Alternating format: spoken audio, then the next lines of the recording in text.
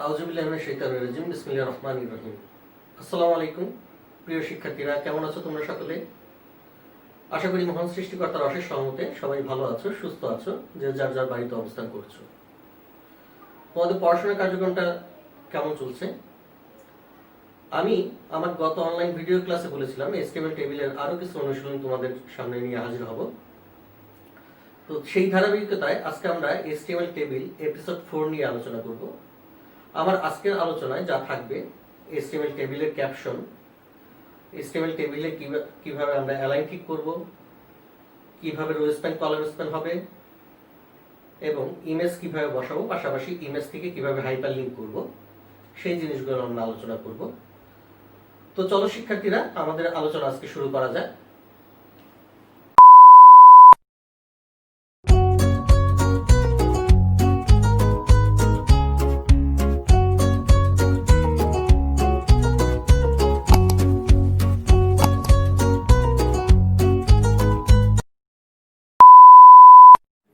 শিক্ষার্থীরা, আমরা একটু বোর্ডে চলে আসি। এখানে আমাদের একটা টেবিল দেওয়া আছে। এই টেবিলটা আমরা HTML ডকুমেন্টের আউটপুট হিসাবে দেখতে চাচ্ছি। সেক্ষেত্রে এই টেবিলটার এই HTML টেবিল এপিসোড 4 এটা হচ্ছে ক্যাপশন হিসাবে কাজ করবে।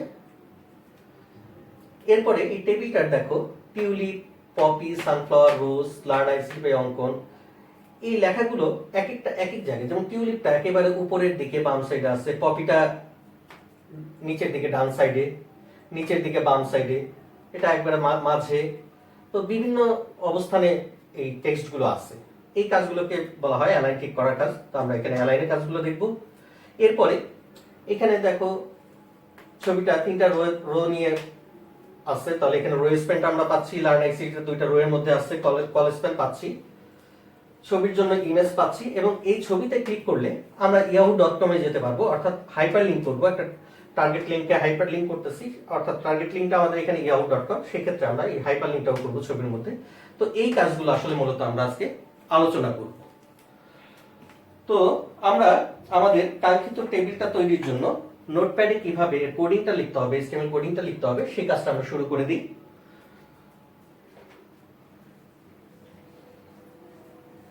চলো শিক্ষার্থীরা, আমরা দেখি।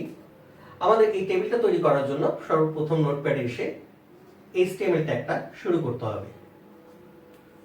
HTML এর পরে তোমরা জানো বডি ট্যাগ, দেন টেবিল, যেহেতু করতেছি এটা টেবিল, আর এখানে স্পেস দিয়ে অ্যাট্রিবিউটটা হচ্ছে বর্ডার। আর এই বর্ডার যদি না দিই তাহলে টেবিলটা তৈরি হবে বর্ডার ছাড়া। আর বর্ডারের ভ্যালু 1 2 3 4 এর যে কোনো একটা দিতে পারি আমরা। তাহলে আমরা 1 দিয়ে দিলাম। HTML চারটা ডিজাইন বাই ডিফল্ট আগে থেকে করে দেওয়া আছে, তার একটা ডিজাইন আমরা এখান থেকে সিলেক্ট করলাম। দেন আমাদের পরবর্তী যে কাজটা সেটা হচ্ছে এই টেবিলটার জন্য ক্যাপশন।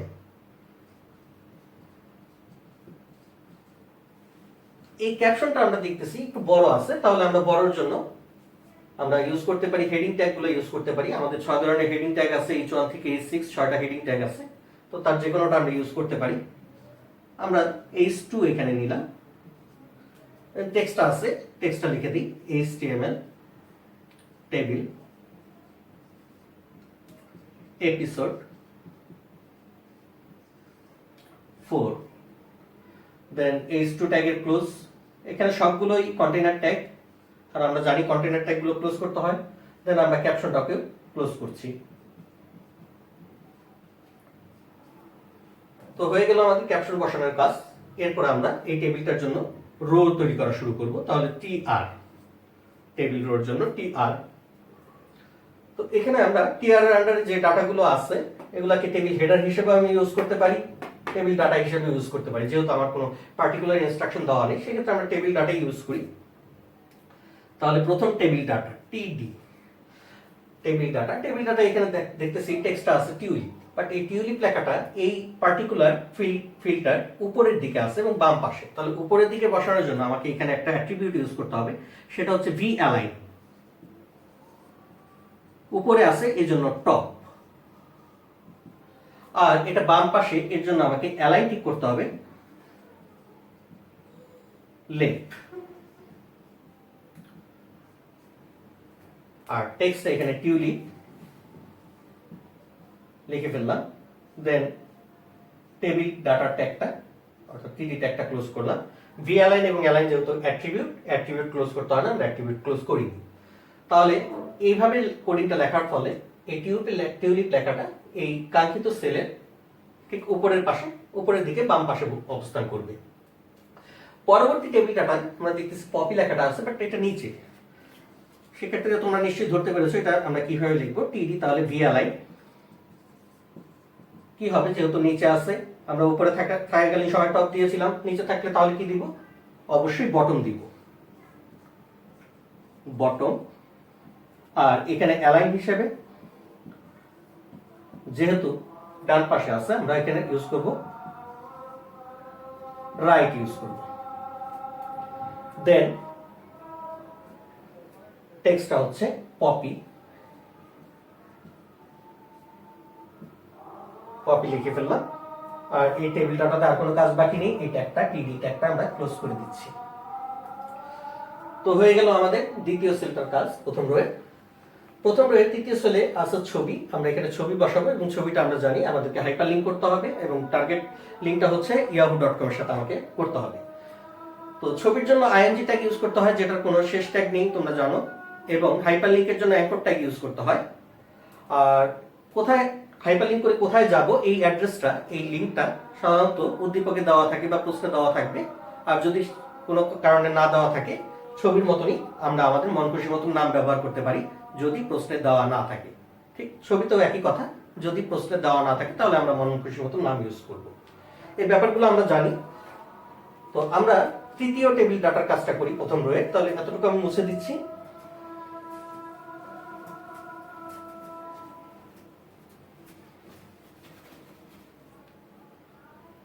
তৃতীয় টেবিল ডাটা আমরা শুরু করলাম টিডি দিয়ে। এখন দেখো এই যে ছবিটা আছে, এই ছবিটা 3টা রো দখল করে বসে আছে। সেজন্য আমাদের কি করতে হবে, রোকে স্প্যান করতে হবে অ্যাট্রিবিউট ব্যবহার করে। রো স্প্যান ভ্যালুটা হবে ডেফিনেটলি 3, যেহেতু 3টা রো। আর এটার কোনো অ্যালাইন আমরা ঠিক না করলেও পারি, কারণ যেহেতু একটা ছবি আর অ্যালাইন সেন্টার দিলেও কোনো দোষ নেই, আমরা দিলাম না। দেন এখানে আমাদের এই ছবিটা হাইপার লিঙ্ক হবে। তো হাইপার লিঙ্কের জন্য আমাদের যেটা করতে হয় সেটা হচ্ছে অ্যাঙ্কর ট্যাগ ইউজ করতে হয়। তাহলে অ্যাঙ্কর ট্যাগ আমরা ইউজ করব কিভাবে, এ তারপরে স্পেস দিয়ে hyper text reference HREF hyper text reference equal to inverted comma, যে টার্গেট যে ইউআরএল থাকবে সেই টার্গেট ইউআরএলটাকে মেনশন করতে হবে। আমাদের এখানে টার্গেট ইউআরএল হচ্ছে yahoo.com। সেই ক্ষেত্রে আমরা প্রথমে গঠন অনুযায়ী লিখতে হবে http://http পুনরূপ তোমরা সকলেই জানো, hyper text transfer protocol. Target অ্যাট্রিবিউটটা হচ্ছে www.yahoo.com। ইনভার্টেড কমা আমরা শেষ করলাম। দেন লিঙ্ক টেক্সটের ব্যাপারটা আসে। এখানে লিঙ্ক টেক্সট হিসেবে এই ছবিটা কাজ করতেছে। তাহলে ছবি বসানোর জন্য যেটা করতে হবে, আইএমজি ট্যাগ ইউজ করতে হবে। আইএমজি স্পেস অ্যাট্রিবিউট হিসেবে এসআরসি হচ্ছে সোর্সের সংক্ষিপ্ত রূপ। এখন ছবির নাম দেওয়া নেই, যেহেতু আমরা আমাদের মন খুশি মতন একটা নাম ইউজ করতেছি। Suppose flower dot JPG. এখানে ডট জেপিজিটা হচ্ছে ছবিটার এক্সটেনশন। এটা বিএমপি হতে পারে, পিএনজি হতে পারে, ব্যাপারগুলো তোমরা জানো। এই ছবিটার জন্য যদি আমরা সাইজ নির্দিষ্ট করতে চাই, সাপোজ আমরা হাইট দিব, HEIGHT হাইট আমরা দিলাম সাপোজ 150।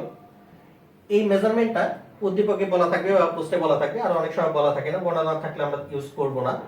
আর ওয়াইড WIDTH ওয়াইড সাপোজ আমরা দিলাম 50। আর এই টেবিলটার যে ছবিটা আছে সেই ছবিটার জন্য আমাদের ইমেজ ট্যাগটা আমরা ব্যবহার করলাম। আর তোমরা সকলেই জানো ইমেজ ট্যাগের কোনো শেষ ট্যাগ নেই, সেহেতু ইমেজ ট্যাগটা আমরা এখানে ক্লোজ করতেছি না। বাট আমরা যে এই অ্যাঙ্কর ট্যাগটা শুরু করেছিলাম, এটা লিঙ্ক টেক্সট হিসেবে কাজ করতেছে, যেটা আমাদের এখন ছবি। তো এই অ্যাঙ্কর ট্যাগটা আমাদেরকে ক্লোজ করতে হবে। তাহলে আমরা অ্যাঙ্কর ট্যাগটা ক্লোজ করলাম। বরাবরের মতন এই হার্ফটা হচ্ছে অ্যাট্রিবিউটটা আমরা জানি কখনোই ক্লোজ করা দরকার হয় না। তো অ্যাঙ্কর ট্যাগ ক্লোজ করার পরে এই প্রথম রো এর কাজ, টিউলিপ, পপি এবং ছবিটা হাইপারলিঙ্ক সহ প্রথম রোতে ছিল। প্রথম রো এর কাজ শেষ হয়ে গেল, সেই কারণে আমাদেরকে প্রথম রোটা ক্লোজ করে দিতে হবে। টিআর ট্যাগটা দা প্রথম রোটা ক্লোজ করে দিলাম। এখানে একটু কারেকশন আছে, সেটা হচ্ছে যে এই টেবিল ডাটাটা আমাদের শেষ করে নিতে হবে প্রথমে, কারণ আমরা এই টেবিল ডাটা শুরু করেছিলাম, টেবিল ডাটা শেষ করতে হবে, দেন আমরা এই টেবিল রোটা শেষ করব। তো হয়ে গেল আমাদের প্রথম রোটার কাজ।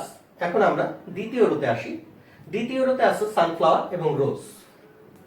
তো এই কাজটুকু দেখি আমরা এটা মুছে দিচ্ছি।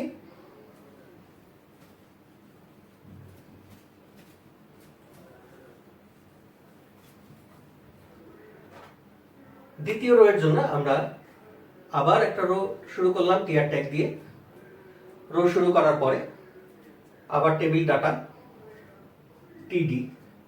এখন দেখো এই সানফ্লাওয়ারটা নর্মালি এই সেলটার মাঝে আছে, এখানে আর ভি অ্যালাইনের কোনো ব্যাপার নেই, সেজন্য আমরা শুধুমাত্র এখানে অ্যালাইন ইউজ করব, A L I G N, align use করব।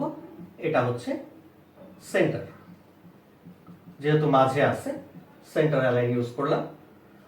দেন এখানে টেক্সট আছে সানফ্লাওয়ার, সানফ্লাওয়ার। এই টেবিল ডাটার কাজটা শেষ, আমরা টিডিটা ট্যাগটা শেষ করে দিলাম।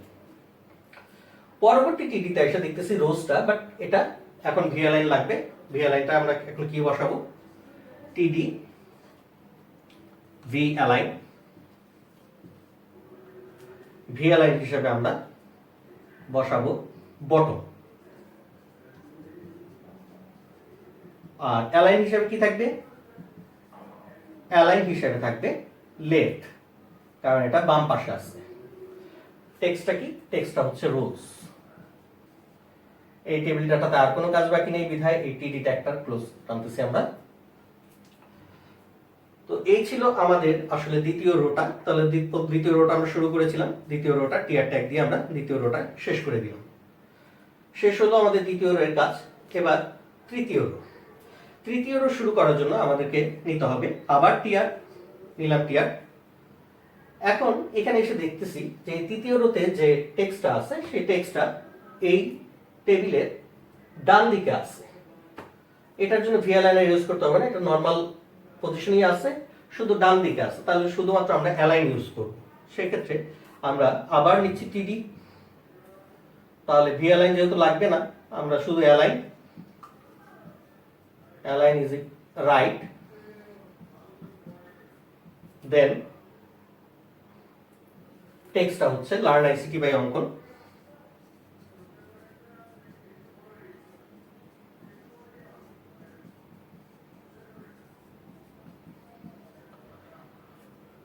এই টেবিল ডাটারও কাজ শেষ। দেন আমরা টিডিটা এখানে ক্লোজ করে দিতে পারি। প্রিয় শিক্ষার্থীরা, তোমাদের নিশ্চয়ই মনে আছে আমার গত ভিডিওতে আমি একটা কমেন্ট তোমাদেরকে করেছিলাম যে তোমরা কাজ করতে যেয়ে তাড়াহুড়া যাতে না করো, তাড়াহুড়া করলে আমরা টেবিলে রো স্প্যান এবং কলাম স্প্যানটাকে মিসিং করে যাই। আজকেও তার ব্যতিক্রম হয়নি। দেখো এখানে দুটা কল স্প্যান আছে, আমরা কিন্তু এখানে ইউজ করিনি।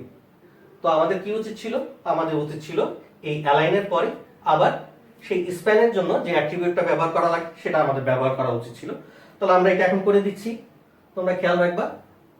আমি বারবারই প্রতিটা ক্লাসে এই ধরনের ব্যাপারগুলো একটু তোমাদের মনে করিয়ে দিতে চাই। তো এখন দেখো এখানে যেটা করতে হবে, এটা কি কল স্প্যান, আর এটা ছিল রো স্প্যান। তাহলে কল স্প্যানের জন্য দেন এখানে কয়টা স্প্যান হচ্ছে, দুইটা। দেন এটাই, তাহলে কি ছিল, এটা টিডি স্পেস অ্যাট্রিবিউট হিসেবে অ্যালাইন ইকুয়াল টু রাইট আর কল স্প্যান 2। তো হয়ে গেল আমাদের এই টেবিল ডাটার কাজ। এই রোতে লার্ন আইসিটি বাই অঙ্কনের পরে আর কোনো কাজ বাকি নেই। তাহলে টেবিল ডাটাটাও শেষ হলো বরাবর মতো, এই টেবিল রোটার কাজটাও শেষ হয়ে গেল। যেহেতু আমার এই কাঙ্ক্ষিত টেবিলটাতে আর কোনো কাজই অবশিষ্ট নেই, সেই কারণে টেবিল ট্যাগটারও ক্লোজ টানতে হবে, টেবিল ট্যাগের ক্লোজ টানতে হবে, বডি ট্যাগের ক্লোজ টানতে হবে,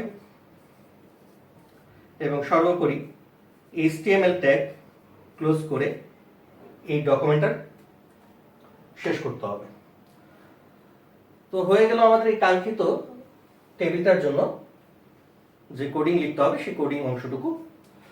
তো শিক্ষার্থীরা তোমরা এই কাজটা একটু নোটপ্যাডে করবা, তোমাদের বাসায় বসে কম্পিউটারে নোটপ্যাডে করবা, নোটপ্যাডে করে ব্রাউজার দিয়ে রান করে দেখবা যে ঠিক এইরকমই আউটপুটটা পাওয়া যাবে।